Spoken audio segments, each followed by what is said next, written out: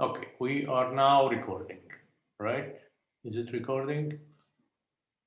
Yes, we're now recording. Okay, so we're going to be discussing Mannerism. Now, but before discussing Mannerism, we're going, in fact, to نتناقش بكيف بختلف المانيريزم. تفهموا شغله كيف مختلفه بدكم تفهموا مختلفه عن شو. مظبوط؟ مشان هيك الابروش كومباراتيست est tellement forte. ما في شغله that is definable as an isolated object. Il n'y a rien qui est définissable comme objet isolé. كل شغله existe en relation avec quelque chose d'autre. مثل انا اللي عم بشرب القهوه هلا. هيدي ريلاسيون مش الريلاتيفيتي بالمعنى انه ريلاتيفيزم، يعني مش معنى انه كل واحد بيفكر مثل ما بده وكل طرق التفكير مضبوطه. non c'est pas ça du tout. Même la relativité est quelque chose qui est très strictement déterminé. Parce que détermination d'une approche se fait souvent en comparaison. يعني مثلا أنا j'ai fait un travail où je compare les jardins qui ont été faits durant la période de Louis XIV en France et les jardins japonais du XIVe et du XVe siècle. Et ça a donné en fait des bons résultats. نحكي عن l'approche, ça produit quelque chose sur l'approche de qu'est-ce que la modernité, qu'est-ce que la pré-modernité et qu'est-ce que la modernité. Quand on fait ces approches, when we do these comparative approaches, we're able, in fact, to study, to understand things in relation to each other. And this is even more powerful when the objects that we are comparing, one of the objects that we are comparing to the other defines itself in relation to the other. And when we say something defines itself in relation to the other, it's sometimes defines itself in terms of similarity, but also very frequently in terms of difference. When you're defining yourself in opposition to something else, you're defining yourself in relation frequently in your differences, in how you are different from this other thing. So the people that we're studying today are the Mannerists. It's a school of thinking. Yes, and painting is a school of thinking. Is a way of thinking rather than school. It's a way of thinking. It's a school of thinking that defines itself in relation to the Renaissance, the High Renaissance, the Renaissance of Leonardo, Michelangelo, and Raphael.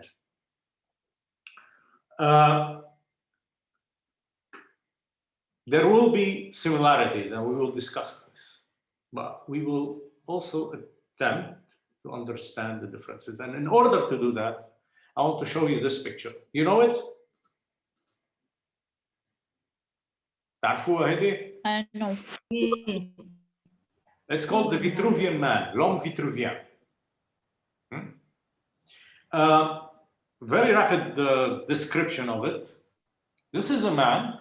I want you to imagine him flat on the floor. Don't imagine him standing up. Flat on the floor. Because this is in the original text, it's that way. And he is, in effect, the center of the text is the navel. On the center of the circle, sorry. The center of the circle is the navel. And out of the navel, vous avez les rayons. Et ces rayons, they, in fact, create, إذا بنكملهم, in fact, imagine all of these legs like this. If you continue them, you will create a circle. So this is related, in fact, to the form of the body. And Vitruvius, who is the one who created this text, هلا بحكي لكم عنه, he's a first century architect. And this is a very important aspect of his work. This first century architect, what he says is that, okay, if you extend the hands, you're going to get the same dimension from the hands, you're going to get it the same dimension as the rest of the body. يعني إذا بتعملوا إيديكم هيك، أنا طولي متر 72, let's say, my hands, if I do them like this, they're gonna be 1.72 meters. Okay? This, according to him, creates a square. I'll read you the text of Vitruvius, which Leonardo wrote here. هون كاتبه Leonardo. So he copied this text from a book from the first century. It's called the 10 Books of Architecture. 10 books is rather 10 chapters of architecture. But okay, it's the 10 Books of Architecture. And by Vitruvius. And this is what Vitruvius says. Then again, in the human body, the central point is naturally the navel. Donc, dans le corps humain, le point central est la nombril, naturellement la nombril. For if a man be placed flat on his back with his hands and feet extended, and a pair of compasses centered at his navel, the fingers and toes of his two hands and feet will touch the circumference of a circle described thereon. So, أصابعه and إجريه, they will touch the circumference of the circle.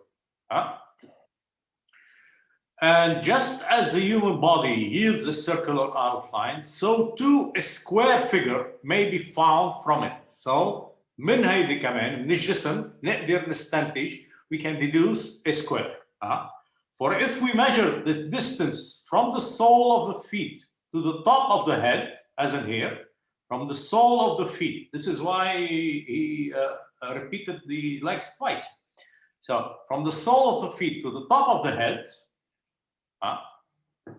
and then apply that measure to the outstretched arm, the breadth will be found to be the same as the height, as in the case of a plane surfaces which are perfectly square. So what is this? Why is this so important? Well, first off, it's related to the unity of the arts. بمعنى, Vitruvius, what he was trying to do was deduce the structure, the modular, the geometrical harmony of the building, of the building, the temple. Yeah, well, the temple is the most important of the temple of the building, from the human body. So what does this tell us? What it tells us is the centrality of the human body within Greco-Roman thinking. كيف بنقرر قد ايه بده يكون كبر البناية? How do we decide how big the building is?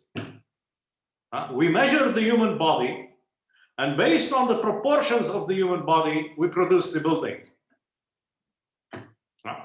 This is, I mean, amazing.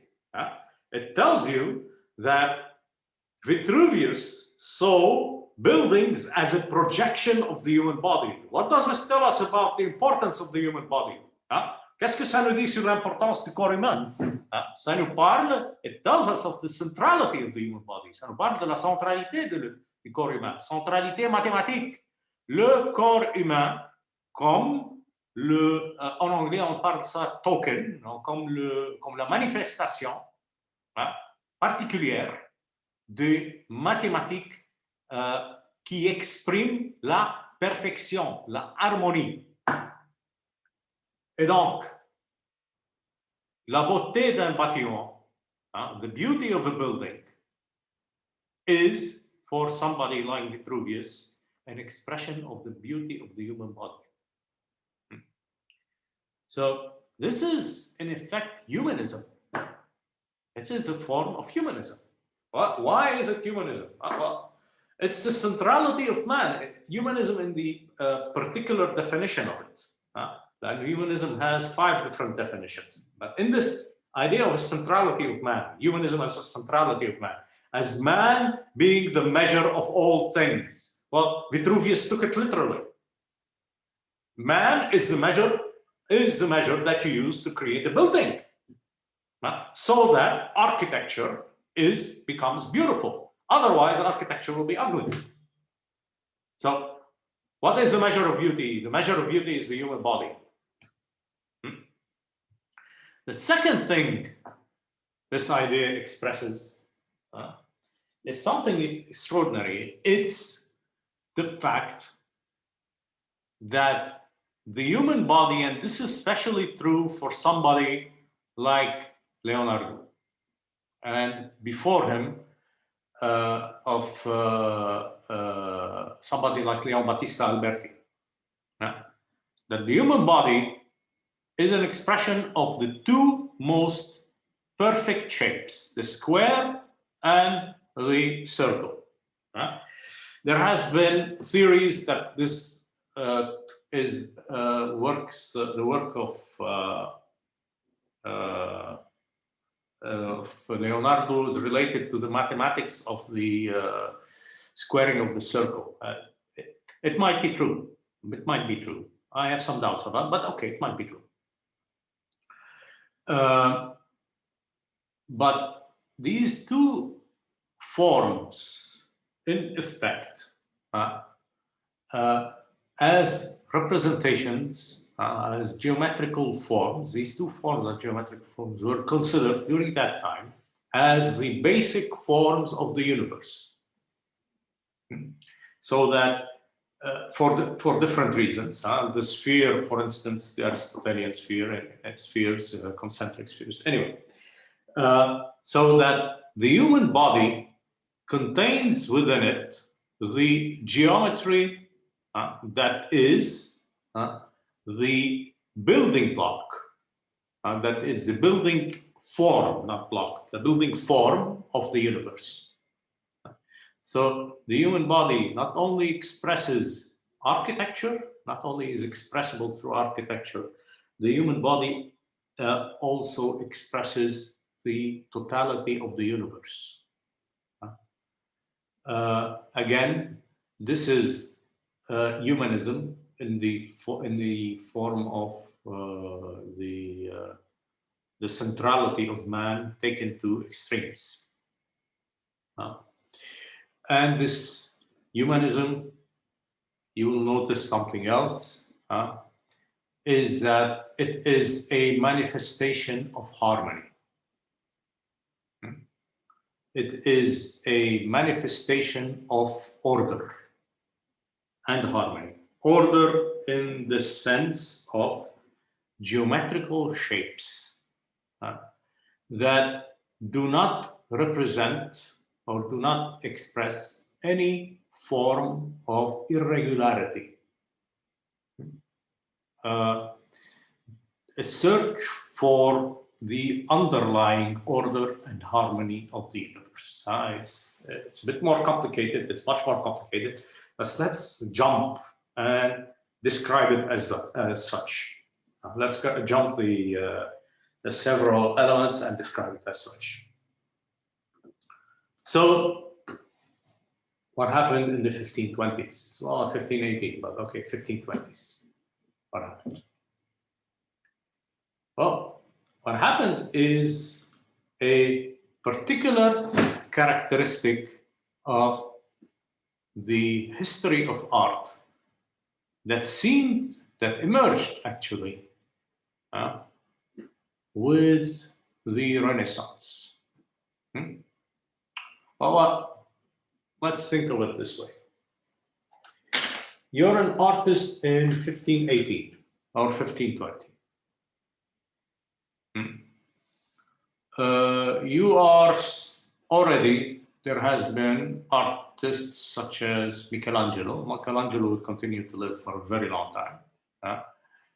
Da Vinci, who's just died, Raphael, who's just died, absolute geniuses. And these artists, Leonardo, Da Vinci, Michelangelo, have developed what seems to be everything that needs to be developed for them. They developed anatomy.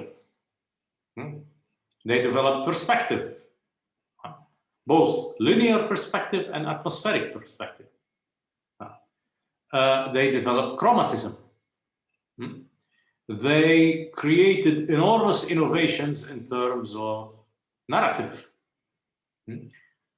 They integrated extraordinarily sophisticated psychological element. You saw it with the Mona Lisa.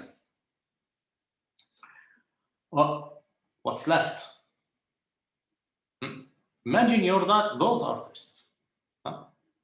Well, these artists, in a sense, attempted very, very diligently to both refer to these previous artists and differentiate themselves from them. That's always the game. How to refer to the previous elements of art history and how to differentiate yourself from the previous manifestations of art history. Why do you need to refer to them? Well, if you don't refer to them, your artwork will seem to be meaningless. I'll give you one example. And I like to use this example, apologies, but imagine an artist in 1914 or 1920 in Ghazir, or in 5 kilometers away from Ghazir in Dlibta. The home of a great Lebanese artist called Musaddi. Okay, all right. This artist is a genius. So he came to Dlibta, and in Dlibta he created a completely, in the Dlibta of the 1920s, he created a completely abstract painting. How would the people of Dlibta understand this? Would they understand it as art?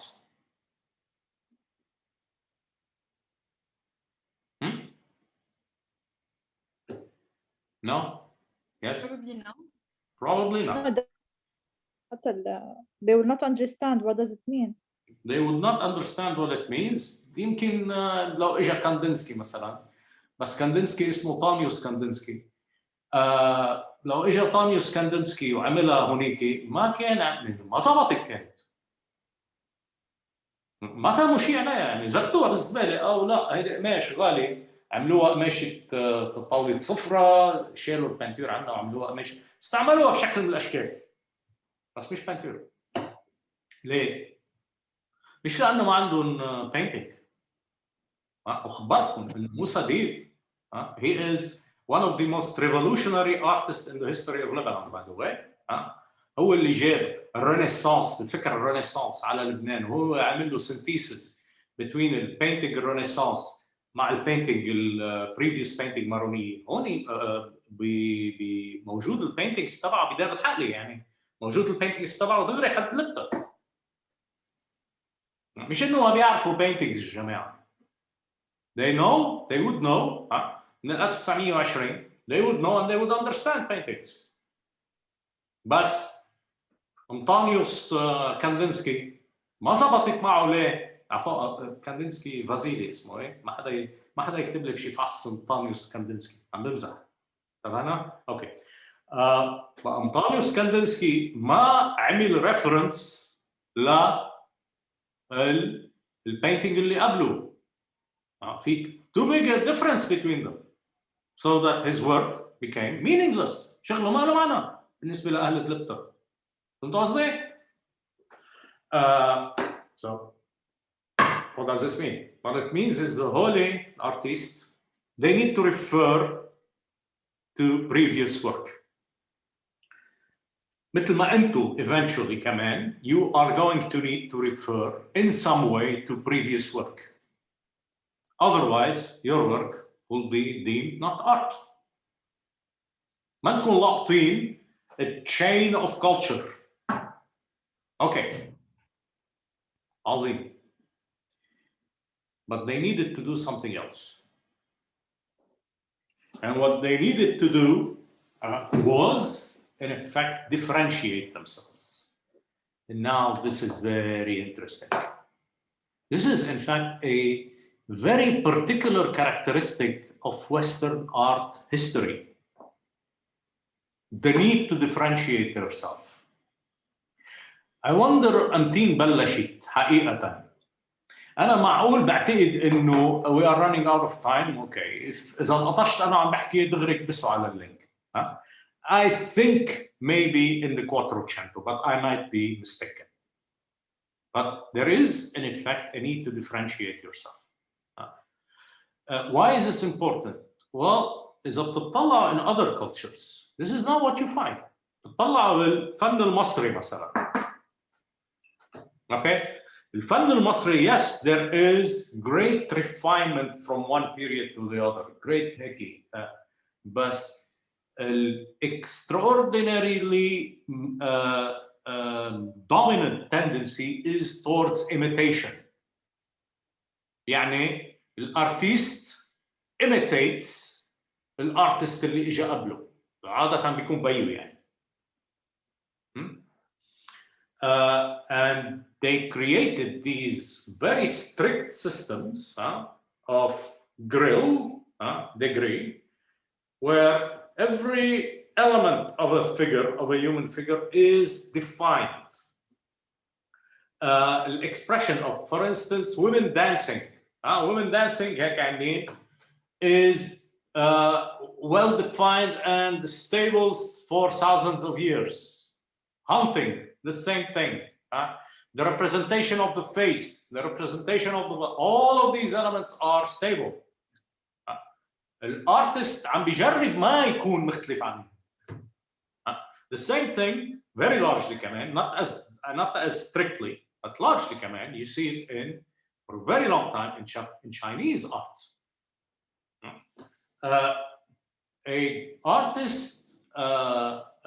A Chinese artist is considered to be an achieved artist, an artiste achevé, when he's able to naturally, without thinking, imitate some of the great masters of the previous period.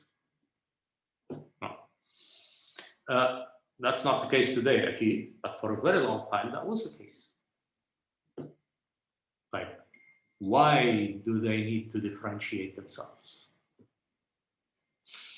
Well, this is related to humanism. The centrality of man,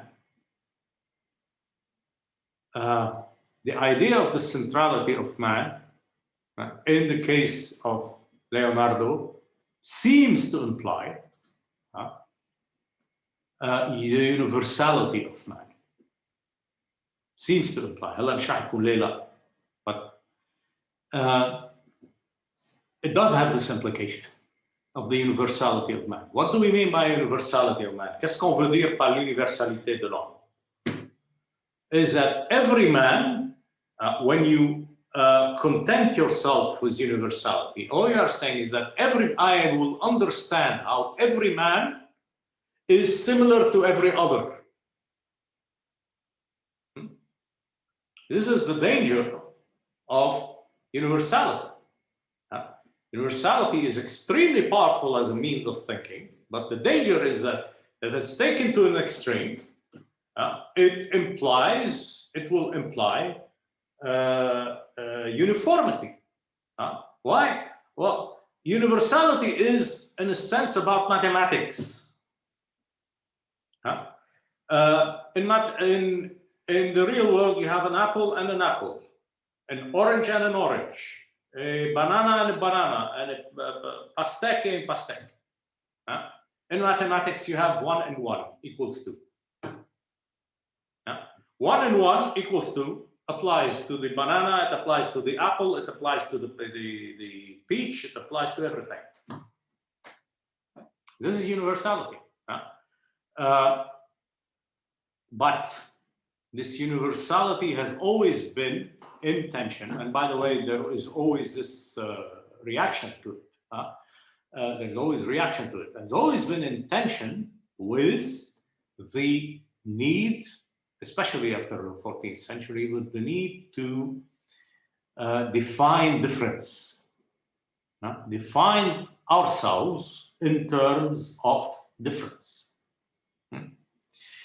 And when you look at Western art history, this is what you will see. That imitators are considered to be second-rate. مظبوط يا ملا.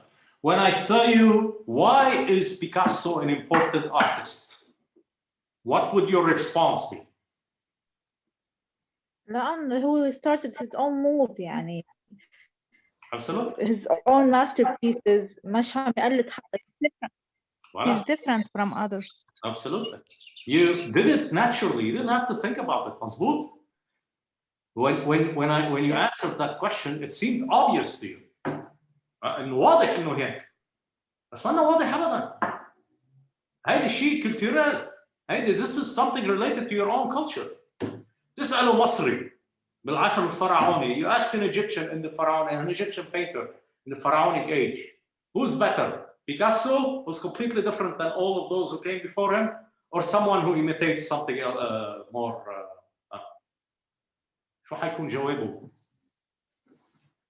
Someone who imitates. No, أكيد.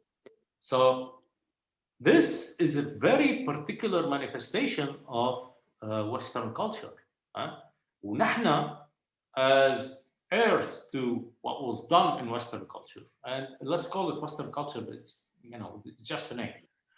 نحن as heirs to this Western culture, we have completely absorbed the ideas of this need for difference. So the problem, and this, by the way, will become even stronger as the history of Western art progresses. So that we reach in a sense, with contemporary art, almost desperate measures of attempting to define differences. Measures of واحد مثلا بيطلب in order to create an artwork that's completely different from others بيطلب من حدا يوصل.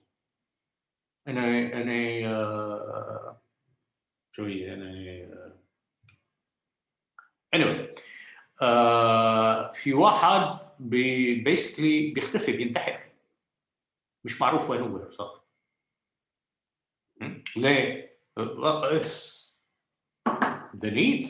وفاتوا عفوا هو الكومبيتيشن بين بعض. مين بيقدر يحدد نفسه as different from the others more than the others. So this is a particularity of Western culture, this need for difference. And we see this with these artists. I'll show you how. We see then the two elements in these artworks: the need to refer and the need to differentiate. There are other elements in these artworks. As you will notice, there is, in effect, in them a dimension of, I would call it, artificiality, of theatrical artificiality.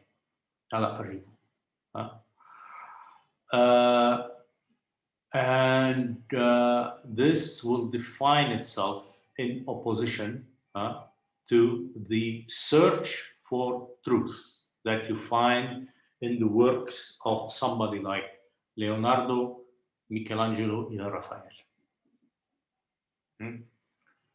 بمعنى the artworks of Leonardo, reference تبعها is reality. These artworks, reference تبعهم is the work of Leonardo. I'll show you how. So, what do we see then?